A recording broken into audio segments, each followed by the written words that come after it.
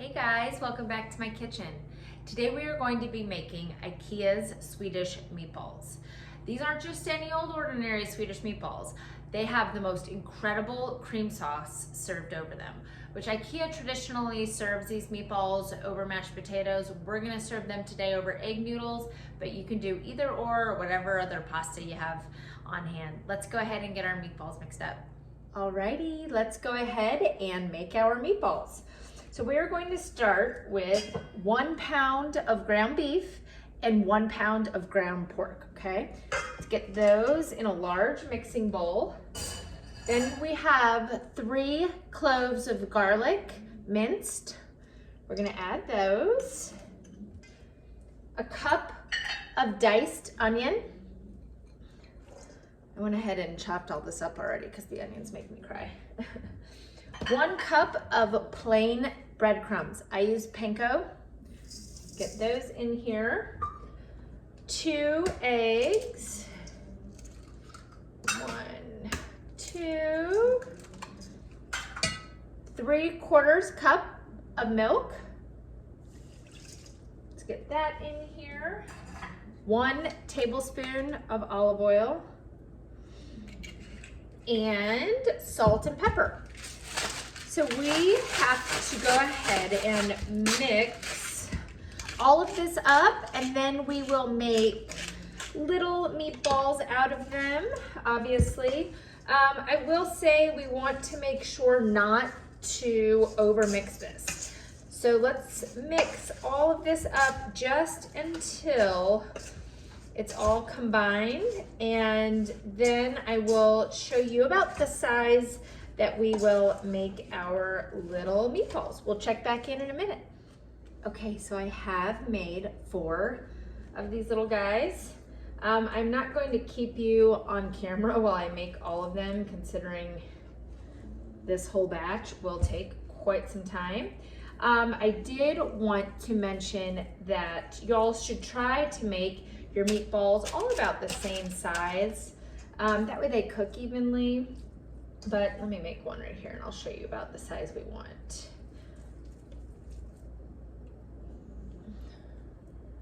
That is about the perfect size for one of these little suckers. I have lined a baking sheet with parchment paper, and I have started to roll all of my meatballs. I'm going to roll this whole bowl of meatballs, and I'm going to place them on my baking sheet, and then we're gonna go ahead and put them in the refrigerator for about 1.5 hours to set before we move on to the next step.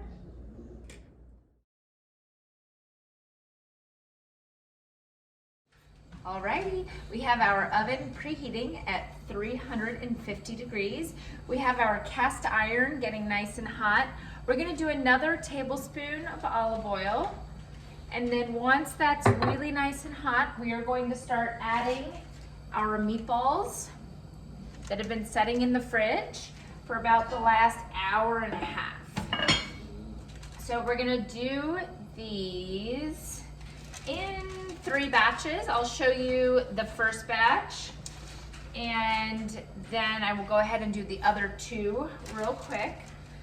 But we are going to sear these until brown on all sides, about 3 or 4 minutes per batch. And then I'm going to move them to another cookie sheet that has another piece of parchment paper on top of it. So we can go ahead and then pop those in the oven. So that's getting nice and hot and sizzling. Perfect, okay.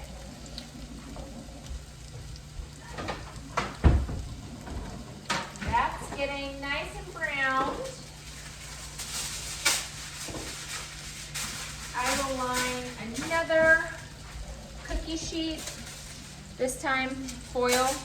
Gonna probably have to do it in 2 batches because this one's a little bit smaller. We're gonna get our tongs. And once browned, I'm gonna move these around. We'll check back in a couple of minutes. Okay, our Swedish meatballs are all done being browned. We are going to place them in the oven for about 20 minutes while we make our sauce. Okay, let's actually start with this guy here. We are going to turn our burner on medium heat and add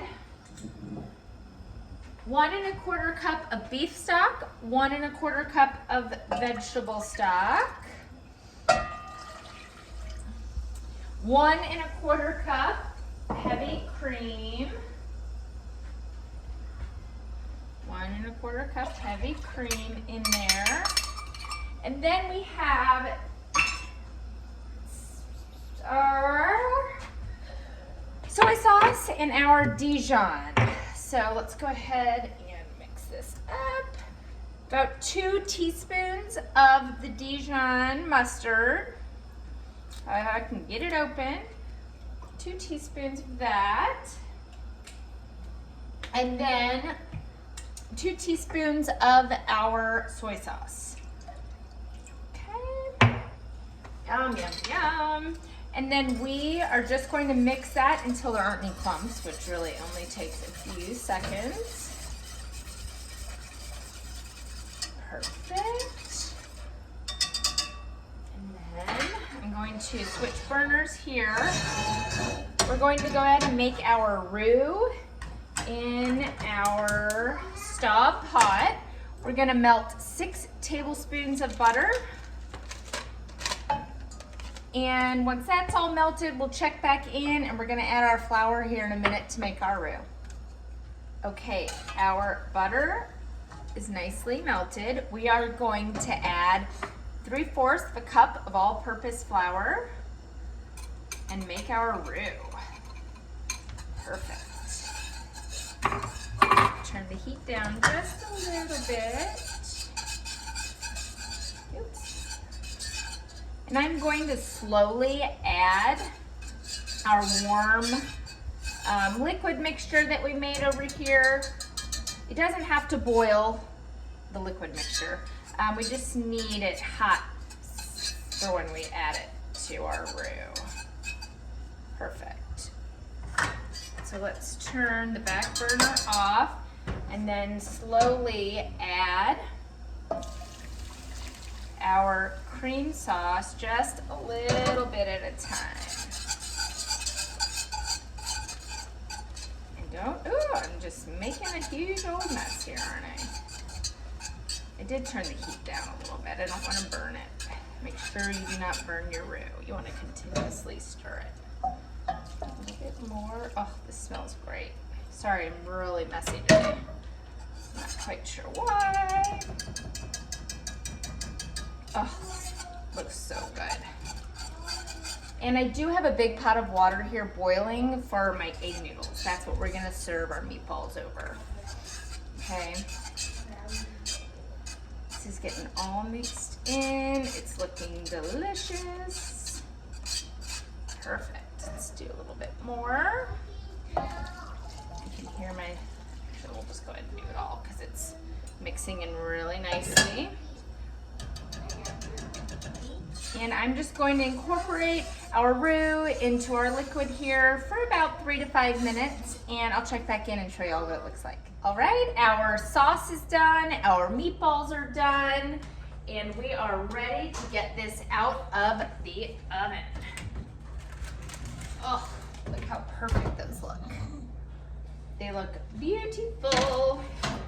Great, so I'm going to plate this with egg noodles. Like I said, they traditionally do this meal with mashed potatoes, but we are going to rock it in here. Make sure that's not too hot.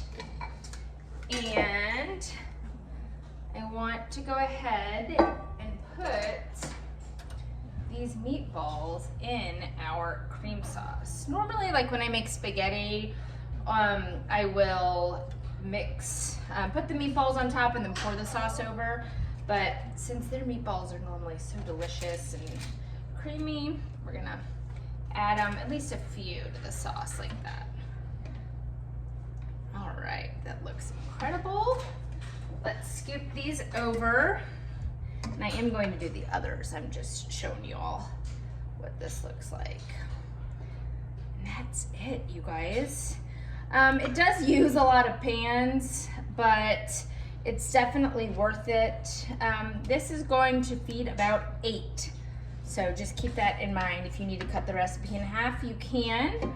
But this does keep, you know, in the fridge really well for leftovers, if that's something you end up wanting to do. There you have it, guys. Ikea Swedish meatballs. If you like this recipe, please subscribe to my channel. I have many more.